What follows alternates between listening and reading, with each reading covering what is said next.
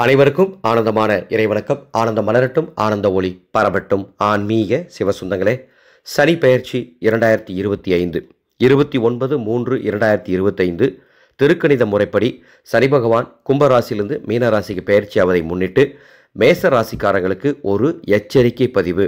நான் பதிவுக்கு போகிறதுக்கு மேலே ஒரு தகவல் கொடுத்துட்றேன். இது என்னுடைய கணிப்பு, சரிங்களா?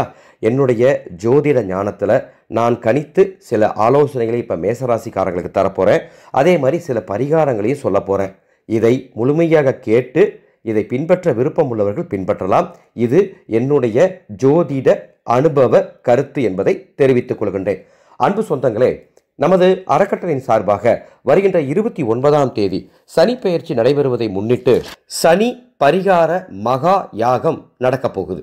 இந்த யாகத்தில் 7 ராசிக்காரர்களுக்காக சனி பகவானுடைய ரக்ஷையை தயார் பண்ணி, சனி பகவானுடைய மூலிகைகளை பொடியாக்கி அதை ரக்ஷையை அடைத்து அதை யாகசாலையில் வச்சு பூஜை பண்ணி தரப்போகிறேன். மேசம், சிம்மம், கன்னி, துலாம், தனுசு, கும்பம், மீனம் ஆகிய ராசிக்காரர்களுக்காக நான் இந்த பரிகார ரக்ஷையை தரப்போகிறேன். இந்த பரிகார ரக்ஷை உங்களுக்கு வேணும்னா என்னுடைய வாட்ஸ்அப் நம்பருக்கு தொடர்பு கொண்டு முன்பதிவு செஞ்சு வாங்கிக்கலாம். நீங்கள் இந்த ரக்ஷை உங்கள் வீட்டு பூஜை அறையில் இருந்தால் கூட போதுமானது. கையில் தான் கட்டிக்கணும், கழுத்தில் தான் கட்டிக்கணும்னு அவசியம் இல்லை. பூஜை அறையில் வச்சு தொடர்ந்து நீங்கள் வணங்கினாலே போதும். அடுத்த 2.5 வருஷத்துக்கு உங்களுக்கு நிச்சயமாக சனி பகவானின் பரிபூர்ணமான அருள் உங்களுக்கு கிடைக்கும். நவ கிரகங்களில் அதிக காலம் ஒரு ராசியில் பயணிக்கக்கூடிய கிரகம் சனி பகவான்.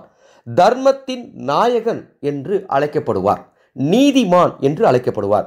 அப்பேற்பட்ட சனி பகவான் வருகின்ற 29ஆம் தேதி கும்பராசியிலிருந்து மீனராசிக்கு போகிறதுனால மேச ராசிக்காரர்களுக்கு 7.5 சனியின் தாக்கம் தொடங்குது. ஒரு சிலர் இந்த மேசராசிக்காரர்களுக்கு இந்த சனி பயிற்சியால் மிகப்பெரிய யோகம் வருது அப்படிங்கிற கருத்துக்களை பதிவிடுறாங்க. அது அவர்களுடைய கருத்து. அடியனை பொறுத்தளவுக்கு 7.5 சனியின் தாக்கம் உங்களுக்கு தொடங்குது.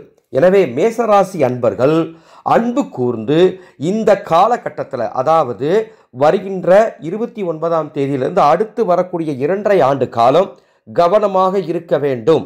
அதுவும் எதில் கவனமாக இருக்கணும் தெரியுங்களா? பணத்தை கையாள்வதில் கவனமாக இருக்க வேண்டும்.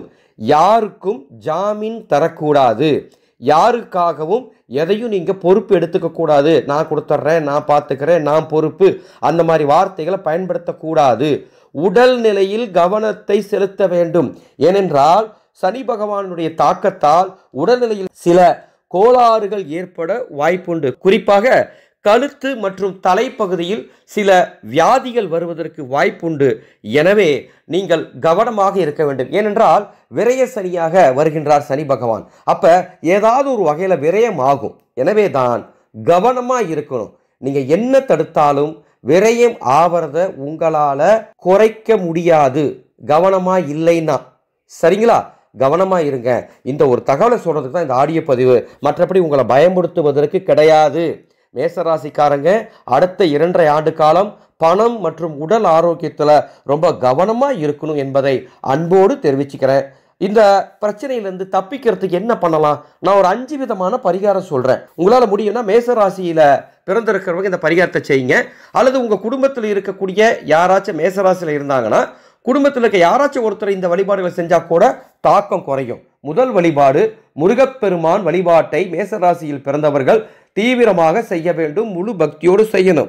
2வது, முடிஞ்ச அளவுக்கு நேரம் கிடைக்கும் போதெல்லாம் கந்த சஷ்டி கவசம் உங்கள் வீட்டில் ஒலிக்க வேண்டும். நீங்கள் அதை கேட்கணும். சரிங்களா? 3வது, வேல் வழிபாடு. ஒரு வேல் ஒன்று வாங்கி உங்கள் வீட்டு பூஜையை வச்சு ஒவ்வொரு செவ்வாய்க்கிழமையும், ஒவ்வொரு சஷ்டி திதியிலையும், ஒவ்வொரு கிருத்திகை நட்சத்திரத்திலையும் அந்த வேலுக்கு வாசனை பூக்கள் போட்டு வழிபாடு பண்ணுங்க. வேல் வழிபாடு சனியின் தாக்கத்தை குறைக்கும். அடுத்தது, வாய்ப்பு கிடைக்கும் போது அடுத்த 2.5 ஆண்டு காலத்தில் குலதெய்வ கோவில் வழிபாடு எப்பெல்லாம் செய்ய முடியுமோ செய்யுங்க.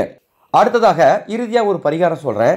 செவ்வாய்க்கிழமையில், ஒவ்வொரு வாரமும் செவ்வாய்க்கிழமையில் உங்கள் வீட்டின் அருகில் இருக்கக்கூடிய நவகிரக கோவிலுக்கு போய் அங்கே இருக்கக்கூடிய சனி பகவானை பிரார்த்தனை பண்ணிட்டு வாங்க, தரிசனம் பண்ணிட்டு வாங்க, வழிபாடு பண்ணிட்டு வாங்க. செவ்வாய்க்கிழமையில் நவகிரகத்தின் சனி வழிபாடு நிச்சயமாக மிகப்பெரிய மாற்றத்தை தரும். இந்த 5 பரிகாரங்களையும் மேசராசிக்காரங்க செஞ்சுக்கோங்க.